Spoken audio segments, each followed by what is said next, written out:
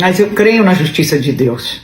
Essa semana nós vimos um dos homens que mais perseguiu o apóstolo Rina sendo desmascarado por adultério.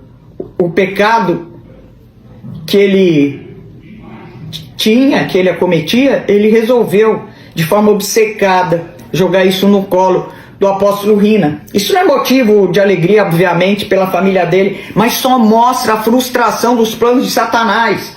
A obsessão, ela era tão grande, que ele dava conferências. Ele vivia disso, dando conferências, saindo da bolha, fazendo alusão à nossa instituição, às igrejas neopentecostais, descendo o pau. Agora não se brinca com a noiva e nem se tenta levantar o vestido dela. Depois da fatídica queda do pastor Tiago Alicerce, um dos maiores críticos ferrenhos e perseguidores, da Igreja Bola de Neve, e também de muitos falsos profetas, a irmã do falecido apóstolo Rina veio numa live fazer um desabafo, ou seja, veio tripudiar em cima da queda do pastor Tiago, Vamos ver esse vídeo aí já. Mas eu gostaria de pedir a sua opinião sobre esse assunto, pedir o seu like, tá bom, galera? E também a sua inscrição nesse vídeo. Deus abençoe você e toda a sua casa em nome de Jesus. Amém. Fui. Valeu.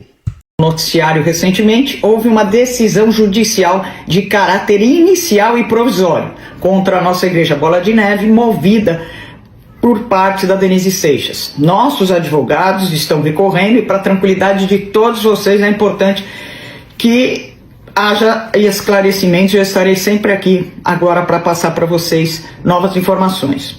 O despacho reconhece que o Conselho Deliberativo e a Diretoria Administrativa continuam tendo poder decisório no âmbito da instituição. E toda e qualquer decisão deverá ser submetida de maneira coletiva a esses órgãos.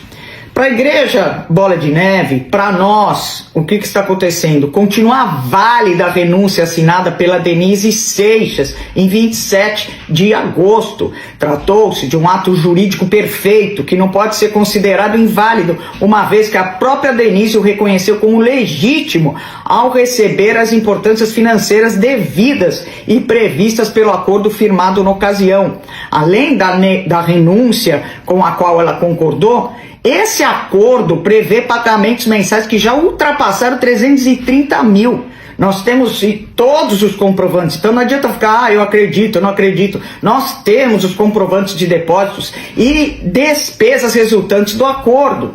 Ela está e será assessorada para sempre, assistida financeiramente pela igreja, por ter sido ex-esposa, ex-pastora da casa e mãe dos filhos do apóstolo Rina.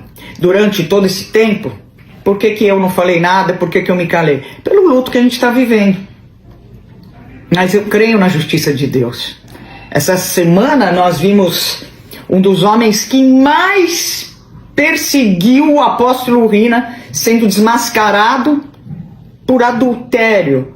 O pecado que ele tinha, que ele acometia, ele resolveu de forma obcecada jogar isso no colo do apóstolo Rina. Isso não é motivo de alegria, obviamente, pela família dele, mas só mostra a frustração dos planos de Satanás.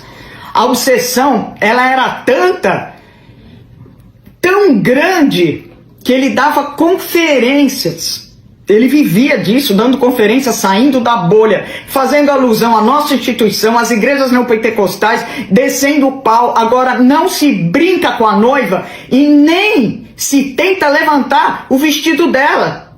Porque não é uma briga judicial, de família, de tentar isso, tentar aquilo, porque ninguém está tentando nada. Mas na verdade é uma guerra de todo o corpo de Cristo, onde existe um apóstolo morto que alimentava esse mundo com a pregação da verdade, denunciando atrocidades do diabo, defendendo sempre a igreja, lutando pelas famílias, lutando para tirar os drogados dos seus vícios.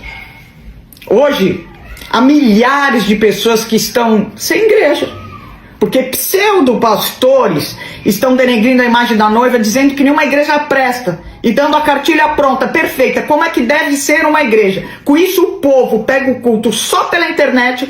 Por que eu estou falando pela internet? Porque esse povo não tem igreja. E assim sendo, essas pessoas todas caem num laço e perdem um dos atributos mais lindos da instituição que representa Deus na terra, que é a comunhão. Comunhão com os irmãos, não é verdade? Quantas pessoas vão para a igreja e ficam por causa da comunhão, por sentir amor? Ainda mais essa molecada que está nas universidades, que são bombardeados por doutrinas de uma agenda pronta para destruí-los, questionando até a própria Bíblia e apostatando da fé. Agora, escuta o que eu estou falando, todas as acusações contra ele foram arquivadas na justiça. Por isso, também eu esperei que isso acontecesse, para poder falar para vocês, e está tudo arquivado, para que ninguém falasse assim, você está defendendo o seu irmão. Ele não tocou ninguém. Eu vivi 50 anos com ele, 51 anos com ele. Eu até merecia, às vezes, tomar umas bordoadas, mas ele nunca me encostou. Mas agora eu vou defender ele como irmão para vocês. Eu e ele, começamos essa igreja. Eu sou cofundadora dessa igreja. Um pequeno grupo, a gente começou em 93. Ali ninguém era casado e a gente decidiu matar nossa carne. Como a gente veio do mundo, a gente não tinha esses problemas que esses pastores jovens que nunca foram no mundo têm. Que não pode ver uma mulher, não pode ver um homem. Nós matamos nossa carne. Nós viemos do mundo, não tinha uma curiosidade para conhecer engano, porque o mundo é um lixo. Mas você acha mesmo que sem a santidade, uma igreja de 20 anos, sem ser herdada por um pai, sem ser financiada por um milionário, ela teria crescido, ela teria bombado, não tinha financiamento de alguém com recursos.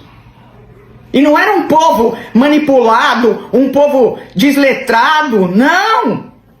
Mas uma geração que hoje é formada por pastores, grandes executivos, médicos, advogados, ex-drogados, famílias que eram completamente destruídas.